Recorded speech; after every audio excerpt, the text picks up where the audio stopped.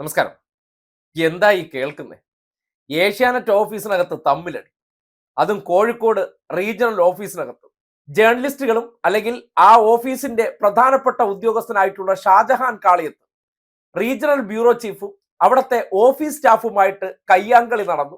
ആ കയ്യാങ്കളിയിൽ ഏഷ്യാനെറ്റിന്റെ കോഴിക്കോടിന്റെ സിംഹക്കുട്ടി എന്നറിയപ്പെടുന്ന വ്യക്തിയുടെ രണ്ട് പല്ല് പോയെന്നാണ് അറിയാൻ കഴിയുന്നത്. അതായത് ഷാജഹാൻ കാളിയത്ത്. ഒന്നുകൂടി വ്യക്തമാക്കി പറഞ്ഞാൽ പഴയ പോക്സോ കേസിലെ പ്രതിയായിട്ടുള്ള വ്യക്തി. ഇതിപ്പോ ഞാൻ പറഞ്ഞതല്ല, സോഷ്യൽ മീഡിയയിൽ ഇപ്പോ പ്രചരിക്കുന്ന ഒരു വാർത്തയാണ്. അതിനെ സംബന്ധിച്ച് രണ്ട് ഫേസ്ബുക്ക് പോസ്റ്റുകൾ കൂടി നിങ്ങളെ കാണിക്കാം. അതായത് ഏഷ്യാനെറ്റിന്റെ റീജിയണൽ ഓഫീസിൽ നടന്ന പൊരിഞ്ഞ അടിയിൽ, അതായത് സ്വാഭാവികമായിട്ട് ആൾക്കാരുടെ നെഞ്ചത്ത് കയറലാണല്ലോ ഈ ജേർണലിസ്റ്റ് എന്ന നിലയ്ക്ക് ചെന്നിട്ട് ചെയ്തുകൊണ്ടിരിക്കുന്ന പ്രവർത്തനം. ആ പ്രവർത്തനം ഓഫീസിലുള്ളവരടുത്ത് കാണിച്ചു. സ്വാഭാവികമായിട്ട് ഓഫീസിലുള്ളവർക്ക് ഇഷ്ടപ്പെടാൻ വഴിയില്ല. മാടമ്പിത്തരം കാണിച്ചാൽ നാട്ടിലുള്ളവർ സഹിക്കുന്ന പോലെ ചിലപ്പോൾ ഓഫീസിലുള്ളവരും വീട്ടിലുള്ളവരും സഹിച്ചെന്ന് വരില്ല. വേഷ കിട്ടുമെന്ന് പറയുന്നത് ഇതാണ്. എന്തായാലും ആ രണ്ട് ഫേസ്ബുക്ക് പോസ്റ്റ്, ഒന്ന് റിയാസ് സിയൽ എന്ന് പറയുന്ന വ്യക്തിയാണ്. അദ്ദേഹത്തിന്റെ ട്രോൾ വീഡിയോകൾ ഇടയ്ക്കിടയ്ക്ക് സോഷ്യൽ മീഡിയയിൽ വലിയ ഹിറ്റ് ആകാറുള്ള വ്യക്തിയാണ്. അദ്ദേഹമാണ് ഈ ഷാജഹാൻ കാളിയത്തിന്റെ ചിത്രം പങ്കുവെച്ചുകൊണ്ട് ഒരു ഫേസ്ബുക്ക് കുറിപ്പിട്ടേക്കുന്നത്. ഏഷ്യാനെറ്റ് ഓഫീസിൽ കൂട്ട ഇടി, ഓഫീസ് നിന്റെ തന്തയുടെ വകയാണോ എന്ന് ഓഫീസ് അസിസ്റ്റന്റിനോട് ചോദിച്ചതേ ഓർമ്മയുള്ളൂ. പുള്ളിക്കാരൻ ഷാജഹാൻ കാളിയത്തിന്റെ പല്ലടിച്ചു കൊഴിച്ചു. ഇപ്പോ ഹോസ്പിറ്റലിലാണത്രേ. പുറത്തു നിന്നല്ലാതെ അകത്തു നിന്നും കിട്ടിത്തുടങ്ങി. ഇതാണ് ഒരു പോസ്റ്റ് റിയാസ് സിയൽ പങ്കുവച്ചത്. പിന്നീട് പി.കെ. സുരേഷ് കുമാർ എന്ന സോഷ്യൽ മീഡിയയിൽ എപ്പോഴും നിരന്തരം കുറിപ്പുകൾ ഇടുന്ന വ്യക്തിയും ഇതിനെ സംബന്ധിച്ചൊരു പോസ്റ്റ് ഇട്ടിട്ടുണ്ട്. അദ്ദേഹത്തിന്റെ പോസ്റ്റ് ഇതേ ഇങ്ങനെയാണ്: ഒരു മണിക്കൂർ മുമ്പ് ഏഷ്യാനെറ്റിന്റെ മലബാർ കൊണസാൻഡ്രെ ഏഷ്യാനെറ്റ് ജീവനക്കാരൻ കോഴിക്കോട് വെച്ച് അടിച്ച് പല്ല് കൊഴിച്ചിട്ടുണ്ട്. ഇക്കാര്യത്തിൽ തല്ല് കൊണ്ടവനൊപ്പമല്ല, തല്ല് കൊടുത്തവനൊപ്പമാണ്. തല്ല് കൊടുത്തയാളെ പോലീസ് അറസ്റ്റ് ചെയ്തു. മിക്കവാറും കോടതി റിമാൻഡ് ചെയ്യും. പൊതുവെ വിശ്വസിക്കാൻ പറ്റുന്ന രണ്ട് വ്യക്തികളായതുകൊണ്ടാണ് ഈ വിവരം എങ്ങനെ അറിഞ്ഞു എന്നതിനെ സംബന്ധിച്ച് നിങ്ങളെ ബോധ്യപ്പെടുത്താൻ ഈ ഫേസ്ബുക്ക് പോസ്റ്റും കാണിച്ചത്.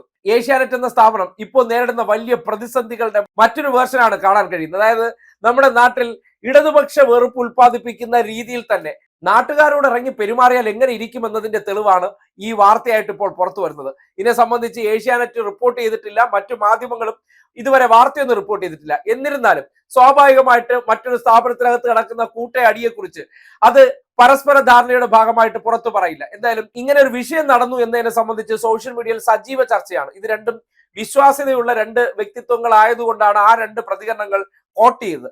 അതിനോടൊപ്പം തന്നെ പല പോസ്റ്റുകളും ഇതേപോലെ വായിക്കാനിടയായി. എന്തായാലും ഈ വിഷയവുമായി ബന്ധപ്പെട്ട് ഏഷ്യാനെറ്റ് ടാം റേറ്റിംഗിൽ കുതിച്ചു കയറുന്നത് എങ്ങനെയെന്ന് പറഞ്ഞാൽ, അത് ആ കുതിപ്പ് വേണ്ടത്ര കിട്ടാതെ വരുമ്പോൾ ഓഫീസിലുള്ളവരുടെ നെഞ്ചത്ത് ആ കുതിപ്പ് കാണിക്കാൻ ശ്രമിച്ചതിന്റെ ഭാഗമായിട്ടാണ് കടവായിലെ രണ്ട് പല്ല് പോയെന്ന് അറിയുന്നത്. എന്തായാലും ഇനി വെപ്പ് പല്ല് വെക്കേണ്ട അവസ്ഥയാണ് ഏഷ്യാനെറ്റിന്റെ കോഴിക്കോട് റീജിയണൽ ഹെഡിനുണ്ടായിരിക്കുന്ന അവസ്ഥ.